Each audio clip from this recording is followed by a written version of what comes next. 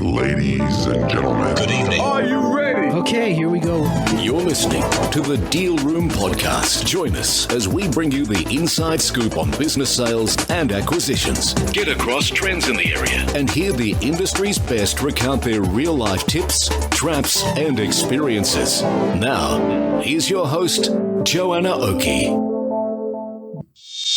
Hi, it's Joanna Oakey here and welcome back to the Deal Room Podcast, a podcast proudly brought to you by our commercial legal practice, Aspect Legal. Now, today we have the first part of a very exciting three-part series. Very exciting because our guest is just so full of fabulous information. I think you're absolutely going to love it. And this is a three-part series. Today is part one of the three-part series. And our guest is the serial entrepreneur from Canada, Jean-Eric Plamondon. And so Jean takes us through his journey today in this first episode, talking all about his unusual acquisition stories and the unintended opportunities in growth through acquisition. This is indeed a story all about acquisition, but there is also a lot here for those of you who are growing a business or ultimately looking to exit the business. We talk about Jean's background to his acquisition,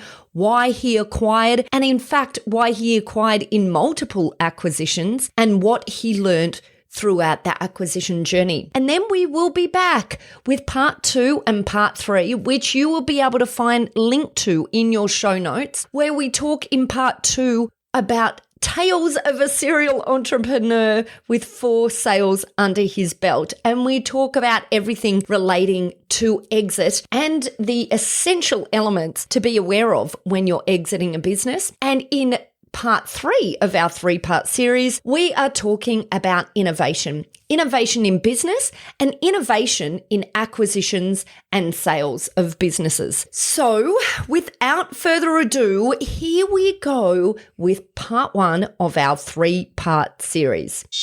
Jean, welcome to the Deal Room Podcast. I'm so excited to have you on the show.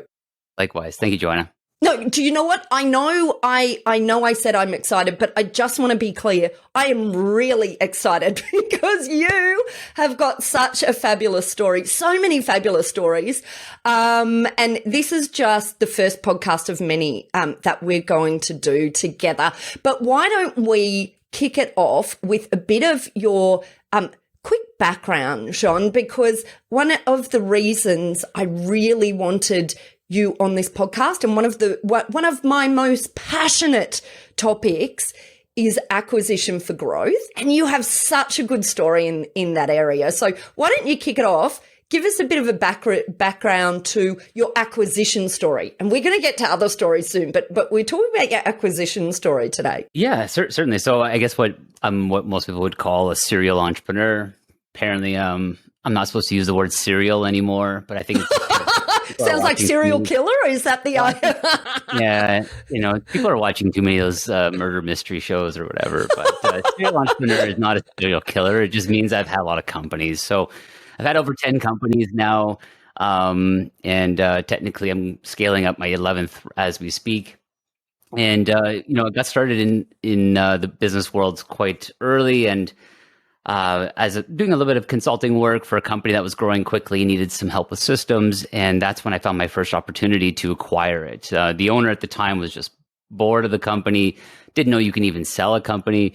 And so that's when I came in and thought, this is a perfect opportunity to acquire, scale it up. And little did I know, I built it to a place where I could sell it 9 months later for something that was 3 times the price of something I didn't even really pay for at the beginning, because I did buy it on that vendor take back terms and conditions. So yeah, that was my first taste of entrepreneurship. And then it went from there. Brilliant. Okay, I absolutely love that. So you didn't, and there's a lot of people in the market at the moment talking about, buy businesses without paying any money for them. And, and I'm a bit skeptical, I have to say, of a lot of this talk around But here you are. You're proving me wrong. You're showing me that it can, and our listeners, that it can actually be done. So, where did you get the idea to structure a transaction in this way, and B, how did you structure it? Talk to us about both of those things. Well, keep in mind, I was like 20 years old, so I had no money. I bought this part of my life. I owned one property, and I was looking to acquire more properties because I was into the rental game as well. And I knew how to leverage other people's money. So when I saw the opportunity here, it was more of I had put it together because of necessity. So, there's many things you can negotiate in a transaction. And so they wanted a certain price. And so I gave them the price, but, on the terms where I could pay them off over time. So we gave them a nice lucrative interest rate. At the time, that was probably nothing compared to today, but it was an interest rate they financed me back for the purchase of what I could buy it for. Yeah, brilliant. There's a lot of this going on at the moment here in Australia. And so, I think it's really timely, this discussion. And just so that we can ground ourselves, what kind of business was it that you bought? That was an e-commerce business where we were wholesaling and retailing paintball goods. Okay, wonderful. And I had never gone paintballing when I acquired the company. And why did you buy a paintballing company then? What was the reasons behind it? It had excellent cash flow. It was a business that I could run from my laptop, and I thought, why not? It's already got an established market. We had a good footing in the Canadian market. We were kind of in the central part of the country for distribution. We were also selling down to the US. We're only an hour from the border. And I thought, this is fantastic. I don't care about what the widget is. There was already a proven market, proven sales. So I jumped in. Okay. So you were 20 years old. You found this business in an area that you hadn't had experience in before, which makes sense because you're 20 years old. You probably hadn't had the opportunity to have a heck of a lot of experience in any industries. But so why buy a business? What had you listened to things that talked about the benefits of business ownership and, explain to us why buying a business at that point? That's a good question. When I was, between the ages of like 17 to 20, I got looped into one of those multi-level marketing companies, and but they weren't a multi-level marketing, but they were. Yeah. You know how they say that, right? Yeah, got it. Right. We've got a lot of them. They were. Yeah. But they did have a lot of good training, and so I learned a lot, and they had some really good programs where they would do book a month program where we would read a book a month, and they had a lot of information that we would consume. This is back, I'm dating myself now. So CDs, we would do CDs in the car, and I would be listening to like 3 or 4 hours a day of this content. And it would range from everything from leadership to personal finance to how to leverage finances to work for you.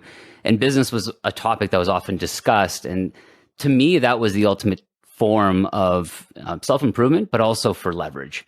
And so there was always this goal of freedom as well around that, which is perhaps a bit ironic because when you're getting into business, you don't always have that all the time. But you have control, so you think. Yeah, but not right, freedom. Yeah.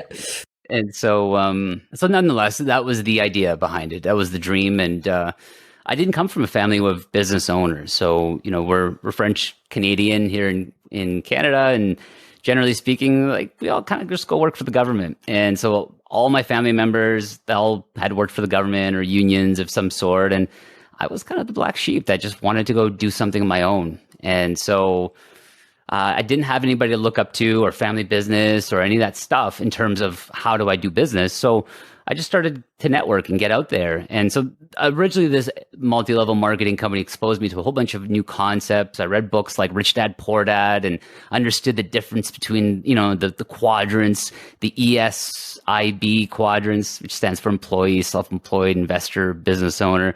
And I realized, okay, how do I switch over to that side? How do I become that?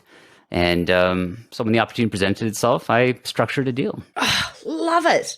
Love it. So many questions. Don't even know where to start. But I'll start with, where did you find it? And this wasn't your only acquisition, was it? It was just the beginning of your acquisition journey. Yes, exactly. Yeah. And so it was really just through a network. So the business was never actually for sale. And so I think that's the number one thing. When you say you can buy businesses for no money down, if you're going through a broker, it's very unlikely that you're going to get that deal. So in essence, I stumbled upon this company that wasn't really for sale, and I happened to land myself there as formal as a 20-year-old consultant can be. But I guess, I came in as a consultant essentially to help them just with some processes. I've always been really tech savvy, and I always understood how things connect technology wise. And so I saw an e-commerce business, and this is a long time ago now, where e-commerce was not what it is today with the Shopifys of the world, et cetera. And so I thought, you know what, I'm going to help them out. And at the end of the day, one day the owner just said, I'm just tired of this thing. And he was a typical visionary, starting up all these other entities and businesses, and he was just going to close it down. And so that's when I convinced him. So, well, hey, we can do something here. He didn't even think you could sell a company, but so that's when I convinced him, well, let's make a deal. Love it. So good. Okay. And so what was next then in terms of your acquisition journey? Oh, and before we get to that, sorry, let's go back. You said you sold it 9 months later for 3 times what you didn't pay, I guess. Were meant to pay at some point along the way and probably ultimately did. Quick synopsis, how did you do that? How did you build it up to 3 times the value in 9 months? Well, I ended up acquiring 2 other companies while running it already within that period of time. So now my time was getting split up between 3 companies. Thankfully, they're all mostly digital e-commerce, but I actually owned the physical product, so I wasn't drop shipping. So at this point, I had a 6,000 square foot warehouse space, and forklift and people and all this stuff. So I realized there's an opportunity to probably package this thing quite nicely with a bow on it. So I approached a couple of paintball yards, and I made an introduction, showed them how they can supplement their paintball facility with this, have on-site inventory, but also sell around the world. And that's when we made the deal. Oh, I love it. And were you then just hooked after this, after this exposure to the idea of acquiring, building, selling? Is that sort of, did that happen? I can imagine hearing it that one would be, but For sure. I mean, there may have been beginner's luck in that as well, because, it's also a small deal. So we didn't have legal and all the stuff involved, and if we did, it probably would have crushed the deal, right? Because it was small and we were young and all this fun stuff. I mean, I guess I was young, but I don't know, the other players weren't necessarily. But for sure at the time I thought, well, that was fun, so is this a thing? Like, are there people who go around and turn companies around? And that was the thing I started to put on my business cards. Like, I flip companies, and I've quickly taken that off my business card, but that was something that I thought, hey, this is fantastic, So. Love it. Okay, tell me about other acquisitions. What was your most exciting acquisition? So one of the companies I acquired, it was a company that sold collectible pieces. So Bullion is the industry name, Bullion. So Bullion is like collectible bars, coins, etc. And within that, we were doing really well. So we were Canada's second largest eBay store at the time. We were doing really well. I was also wholesaling these products around the world. And so we were manufacturing out in China. So I was making the odd trip out there, manufacturing, constantly sourcing and doing quality assurance.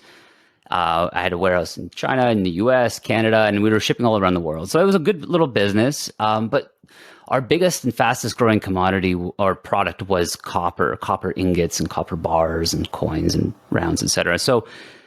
But China was going through a boom at the time, and the copper was just going through the roof. And it got to the point where it was breaking the economics of it. I couldn't get it made anymore. So even though the input costs were so cheap, the commodity, the raw material costs were just going through the roof. And so during all this time, I was constantly going to conferences and seminars, and I was coaching and all these different things. And I remember being in a conference or a seminar, and I heard about how the Vanderbilts created that vertical integration in their company. And I thought, I wonder how I can do that. So I started to think about, okay, well, where can I get copper at its cheapest source?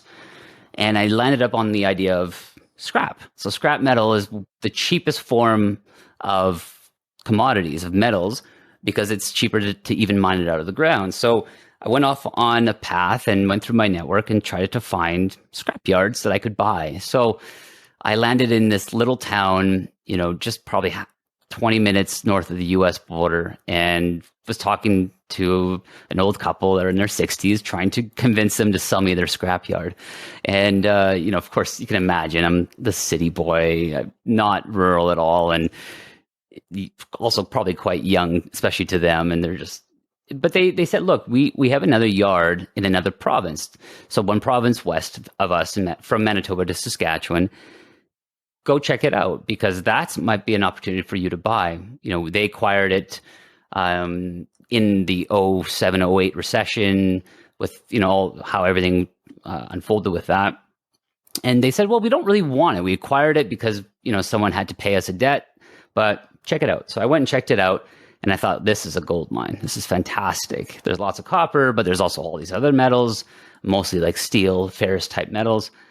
And so at the time, we made a deal. So I was going to buy that scrapyard. But they had one caveat to that. And it was, you have to work here for 6 months and prove that you can actually run this business. So if we're going to finance you, you got to show us that you got what it takes. Because, at the time I wore fancy things. I was wearing this like designer scarf or something. And they're like, because that stuff's not going to fly out here, in Battleford, Saskatchewan. And so that's like, now we're talking like 14 hours north of the US border.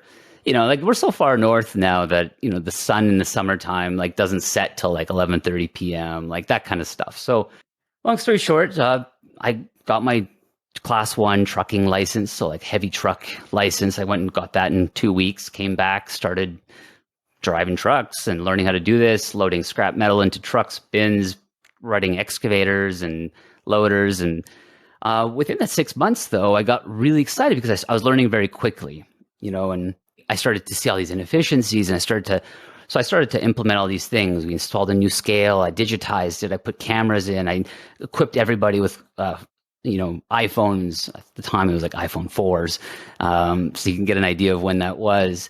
But now we can get real-time data and GPS. And then I acquired this specific type of loader so we can load all of our equipment or of our scrap metal into containers. We struck a deal with Hyundai out of South Korea, and we were now shipping all of our steel to Hyundai so they could make stuff like cars, I guess. And it was a very exciting summer for me because I learned all this, done all of this, except I had made a really grave mistake. Because then at the end of the summer, I sat down with the owner, and he paid me quite handsomely for my time and all this stuff. But he said, you know what, John, he called me John. John, I don't know if I really want to sell this thing anymore. I go, why not? He goes, oh, it's been the best summer I've ever had. Everything's running smooth. The trucks are all great. We have an idea. We have GPS. I didn't even know what that was. All of our scales are accurate. We got the biggest contracts we've ever had. So I built up the company before I actually acquired it. And to the point where I took the pain away, and they thought, why would we sell this thing? And so the contract, it was, they were unsure. So the price naturally went up now. And in a weird turn of events, and I was told not to talk about this, but I think this will really tie into a theme that's really important, especially towards the end of the podcast. In their due diligence, because they were going to finance me, and it was millions of dollars and of assets and all this stuff. They wanted to make sure that I was credible. They had discovered that my wife was cheating on me through social media because I was blocked from all the channels, but she didn't block them because she didn't know who they were. And so that was a really fun turn of events. So they were the ones who actually brought this to the table. And it was, so they said, look, go figure this out. Maybe you can, restore this and come back when you're ready to buy this thing. But, if you're going to be in the middle of a divorce, we don't want to be in the middle of this. And that's fine. The marriage was done before it was done. Just unfortunately, I was the last one to find out about it. But hey, and so fast forward 12 months later, I went back to the family and thought, okay, well, what is this thing still for sale? And feel free to direct me or ask questions as you wish. No, but this is Fascinating. Okay. Yeah, keep So going. the idea was, they said, well, you know what? No, the business is going great. So we're fine. We're good. But one thing that I had discovered when I was working there is that a lot of farmers kept dropping into the scrapyard trying to give us and sell us their scrap metal. And we would always refuse it. And in the scrap industry, we always wanted the heavy, dense scrap because it's easy to transport, high yield, high return. And the farm stuff was always called like popcorn scrap. Because you have to think about it, in the metal business, you get paid by the pound. So if, imagine what a bowl of steel would weigh compared to a bowl of popcorn, right? So if you got popcorn scrap, not interesting. And so then I thought about that. I wonder if there's an opportunity here. So we fast forward, we made a deal with the largest smelter in the central part of Canada, and where we wouldn't take no for an answer. So they would take our scrap metal in, and we created our model to be a scrap yard without the yard, essentially. And so they didn't want to deal with us. We ended up we wouldn't take no for an answer. So I guess there's a bit of perseverance there. And I said, look, what would it take for you to consider us to make a deal with us for large volume? And so at the time they said, look, if you can do 1,000 tons of steel through our door in the next 30 days, we'll talk. We'll make a deal. So we got to work. So I partnered with a gentleman that had some experience in the scrap industry. We came together, and fast forward within 30 days, we had brought in over 2,000 tons of steel. So they called us up. They would, and some VP from their North American office in Chicago calls us, oh, who are you? And where are you getting this stuff from? And so because we had figured out a little niche. Farmers were unable to get rid of their scrap metal because no scrap business would want to deal with them. And this stuff was full of contaminants. It was hard to get at. So farmers usually just left this stuff in their back pastures. So we had modified and did some innovation in terms of bringing in some of the big equipment that I was experiencing in the scrapyard, but how do we retrofit it and modify it so that we can get onto the side roads, get into the farm, and do a farm cleanup? And so that was one of the other companies that was essentially one of our unicorn companies, where we were able to come in, innovate through a whole bunch of products, and we can talk about that stuff if you want. It's boring, but nonetheless, we were able to do what very few competitors out there were doing in 6 weeks. We were able to do it in about 6 hours. And so we had this huge value proposition that we can bring to the client. And, in exchange, we weren't really paying them for the scrap. We were also just doing a cleanup. So now we're getting all this free scrap that we can flip right away to our clients, or to our smelter. So I apologize. I feel like I've kind of meandered a little bit there. No, this is so good. This is so good. And look, this is a great introduction to a couple of other podcasts that we will be having in our series with you. And one is about innovation. I am absolutely passionate about innovation, but I love some of the things you've talked about. And we'll talk a bit about innovation, in that later podcast. One of the other things you've talked about is bringing in systems and processes. And, this is a really critical element for any business in any stage. I talk about the business stages of being buy or acquisition stage, growth, and exit. But each of those stages, I'm a massive systems and processes person. I can hear how much you've done through innovation in systems and processes. And I just want to reiterate to the audience that this is when you've acquired a business, this is where the opportunity is quite often for you post acquisition to really drive value out of that business. Obviously in the growth phase for a business, it's critical. And in preparing for exit, you'll always have a more valuable business, if you have tight systems and processes. And before we finish up this podcast today, and I do have one other question before we do, but before we get to that, I'd just love for you to talk a little bit about your program that you run now in relation to systems and processes, because is that the business you were talking about that you're building now? Yes. And it's interesting. I went through a very long and difficult divorce, 10 years. I lost access to my son for a couple of years through that whole process. And when I got him back and I had ended up selling one of my other bigger companies, I told myself, you know what, this is a perfect opportunity. I'm not going to go flip. I'm not going to go turn around another company. I'm just going to do something low key and just spend some time with my son when I have him. And, just the other day, my advisor turns to me and says, you do realize this is a company too, right? So I looked around and we're now at, I think we got like 7. Yeah, I got 7 people on our team now. I think we got a number 8 coming on next week. So we are going through some pretty rapid growth. And the reason being is because having done a lot of this stuff, a lot of people hire me because of some of the big wins and the successes that we've had with some of these unicorn startups. But a lot of people really get a lot of the value of the mistakes we've made. And so I love that you said the systems and processes. We're building courses and platforms for business owners so that they can learn these tools and equip the tools. So the things that I did to scale these companies up, the things that I do to scale my clients' companies up, they can access it now, and I'm packaging it. Some of them I'm teaching live still, just so I can figure out what lands, what doesn't. The goal eventually will be video on demand and stuff like that. But that's it seems to be something that, and I believe that, maybe a couple decades ago, I don't know if a lot of business owners were looking for that. I think they were just looking for sales. But it seems to be in the vocabulary now where, and I was told this by some of my older advisors, oh, don't talk about systems and processes. Nobody wants that.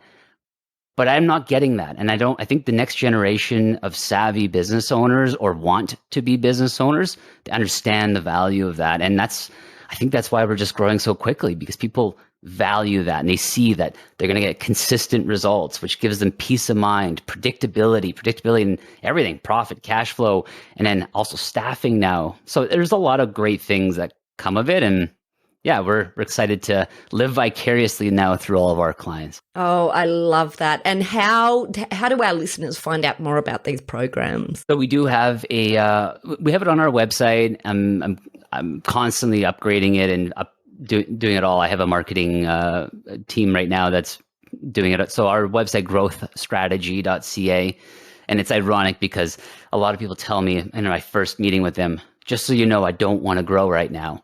And I say, I get it.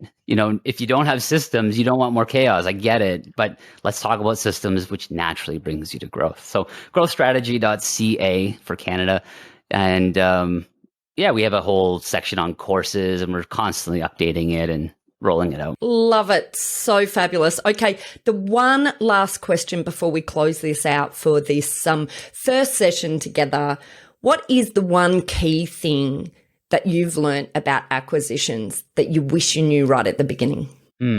Or the key thing that you've learned about acquisitions, I think if I were to go back, the number one thing I would do differently, because I love to work on the business. And I sometimes see this with some of my clients as well, where they read the books and they want to be the CEO and they want to lock themselves away in an ivory tower somewhere. And I just want to shake them and wake them up, because I also see a little bit of that in myself before. So I would buy the business and I would say, I don't care what the product is. I just want to work on the systems. But it's so, so important to listen to the clients. So in hindsight, I would have gone back to all the big client segments or the big clients and just get to know them, get to learn why and what can we do better. That's something that we do now. We incorporate a lot now, but in hindsight, I've made some pretty big mistakes by not listening to my clients. I love that. What a brilliant one. That is so good. And I guess inherent in that is the getting truly to understand the business that you're acquiring or that you have acquired. You're talking about clients, but it's not just clients. It's also, I think, it can be broader as well. The staff, and what makes the business tick, and the industry itself. Great comments there, Jean-Eric. Absolutely fabulous. I've had so much fun talking to you. So much fun indeed that we're coming back for more. We will have some episodes coming up where we talk about preparing for exit, and also innovation. So I just want to say a huge thank you to you for coming on the show today. Tons of fun. Thank you for having me. Well, that's it for this episode of the Deal Room podcast. We hope you're now primed for your next deal with these pointers and have enjoyed these fascinating insights.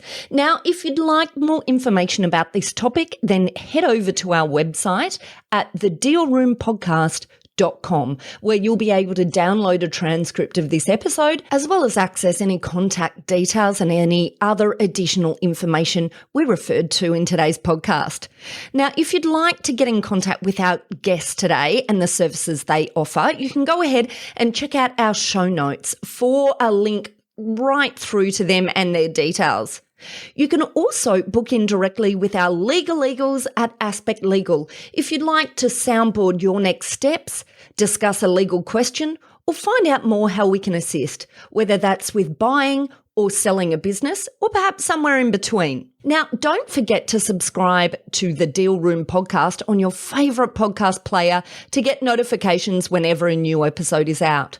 We'd also love to hear your feedback, so please leave us a review and rating if you're already one of our subscribers, or even if you're listening to this podcast for the very first time. Every review helps our team produce valuable content for you. Well, thanks again for listening in. You've been listening to Joanna Oakey and the Deal Room podcast, a podcast proudly brought to you by our commercial legal practice, Aspect Legal. See you next time.